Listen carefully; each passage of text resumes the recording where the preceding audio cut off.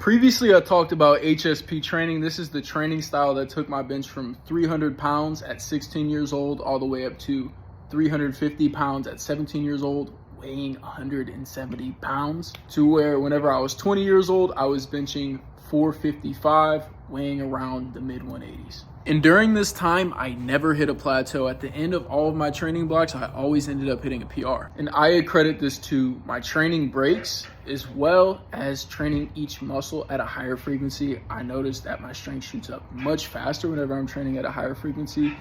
This is something that is shown in data as well. Now, HSP stands for heavy, stretch, and pump. One thing that I changed with time is that I would take pump training out, because looking at the data, looking at science, metabolic stress or a pump or whatever you want to call it does not have any causation for muscle growth.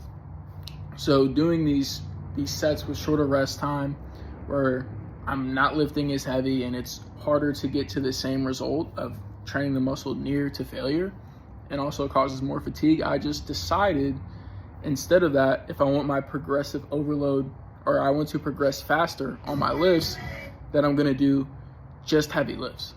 Now, whenever you get this super huge pump, yeah, you have that 10 minutes where your muscle looks way more full, but also your muscles are more inflamed, so they're going to look fuller. There's going to be more liquid in there, so it's going to look larger over a period of a few days, even later still. But this is not true muscle growth. So this is why I took out that pump training. I saw my lifts begin to progress even faster.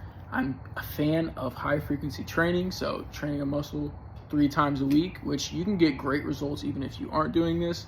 This is just what I really like. And if you're a beginner, I recommend for all beginners to train each muscle at a higher frequency, because it's going to be more beneficial for you. You'll get neural patterns for the lifts, which basically means that you'll adapt to the lifts at a faster rate.